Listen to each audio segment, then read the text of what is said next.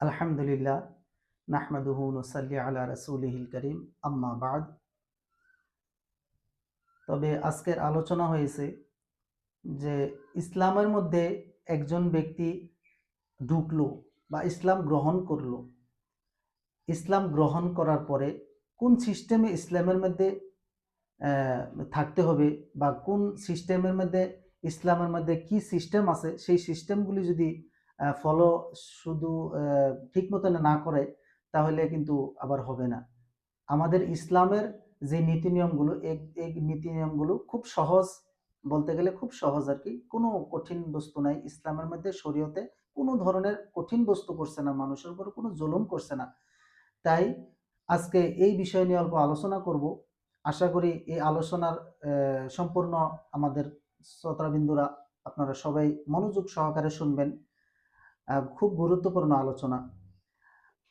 আলোচনাটা হয়েছে যে ইসলামের মধ্যে যদি কোনো ব্যক্তি সর্বপ্রথম দাখিল হয়, তারপরে তার সর্বপ্রথম করণীয় হয়েছে যে আমি আগের ভিডিওতে বলছিলাম যে কালিমা পড়তে হবে। কালেমা পড়ার পরে নিজেকে নিজে পাক সাফ করতে হবে। আর ওইটা নিয়ে একটা হাদিসও আমরা পাই কিতাবের মধ্যে। যখন হযরত উমর রাদিয়াল্লাহু তাআলা আনহু উনি একটা ঘটনার মধ্যে আসছে যে উনি যখন ঘরের মধ্যে দাখিল হয়, তারপরে ঘরের মধ্যে দাখিল হওয়ার পরে নিজের নিজের বোনকে বলে যে তোমার হাতে এই টুকরাটা কিসের। তারপরে বোনে জবাব দেয়। এই ঘটনাটা অনেক লম্বা, আমি শর্ট করে বলছি।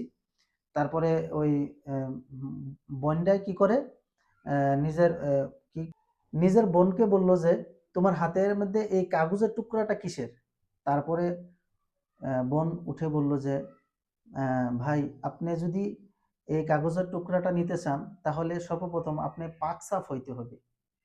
তবে দেখেন, ওই দিকে লক্ষ্য করলে বোঝা যায় যে আমাদের ইসলামের মধ্যে আসার পরে নিজেকে নিজে পাক সাফ করতে হয়। আর সেই পাক সাফ করার বিষয়ে আজকে আলোচনা অল্প করব।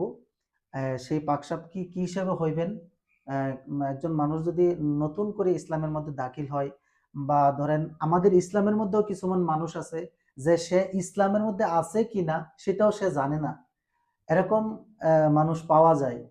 তবে তাকেও আমি অনুরোধ করে বলবো যে সে যেন সর্বপ্রথম ইসলামটা গ্রহণ করে। কারণ ইসলামের মধ্যে থাকার পরে ইসলামের মধ্যে কি কি বিধান আছে, কি কি আল্লাহর হুকুম আছে, নবীর তরিকা আছে, সেইগুলি বস্তু ফলো না করার কারণে, না মানার কারণে সে যে ইসলামের মধ্যে আছে সেই কথাটা বলা একদম আমি মনে করি ভুল হবে। যেহেতু ইসলামের নীতি নিয়ম আছে, ইসলামের মধ্যে চললে একটা মানুষ বোঝা যায় যে সে ইসলামিক ধর্মের মানুষ। কারণ আজকালের যে অবস্থা, যে পরিস্থিতি, এই অবস্থা পরিস্থিতি দেখলে বোঝা যায়, একজন মানুষকে দেখলে বোঝা যায় যে সে নিশ্চয় ইসলামের মধ্যে আছে, কিন্তু ঠিক, কিন্তু ওকে দেখলে বোঝা যায় যে ইসলামের মধ্যে নাই। কেন? আজকের ডিজিটাল জামানায় এত দূরে নিয়েছে মানুষ যে নিজের ধর্মটাকেও নিজে চিনতে পারছে না। তাই নিয়ে আজকে আলোচনা। ওই ভাইকেও আমি বলবো যে আপনিও একটু যাচাই করেন ভাই, যে আপনি কি ইসলামের মধ্যে আছেন না আপনি অন্য ধর্মের মধ্যে আছেন।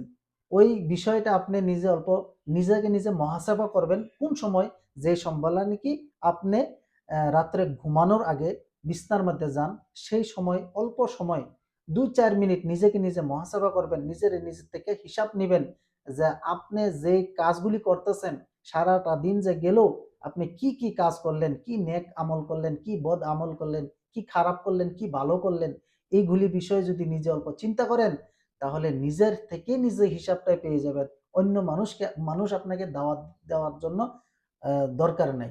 আপনি নিজেকে নিজে যদি হিসাব নেন, তো আমি অনুরোধ করে বলবো আপনারা এই বিষয়ে অল্প চিন্তা চর্চা করবেন যে আপনি কোন ধর্মটার মধ্যে আছেন, আপনি কি ধর্মের মধ্যে চলতেছেন, আপনি কি হিসেবে চলতে লাগছিল আর কি হিসেবে চলতেছেন। তবে আমি এই বিষয়টা সবাইকে অনুরোধ করলাম।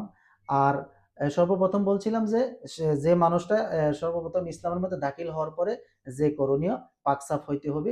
এই পাকসাফ কি হিসাবে হইবেন? সর্বপ্রথম নিজের কিছু আম নাপাকি আ নাপাকি গোপন অঙ্গর মধ্যে নাপাকি কিছুমান জায়গা আছে। এই নাপাকি জায়গাগুলি আপনার কি করতে হবে? সাফ করতে হবে। যেমন নাকি ধরেন বগলতলের চুল, হাতের নিচে যে বগলতল এই আমরা বলি, এই বগলতলের চুল সাফা করতে হবে।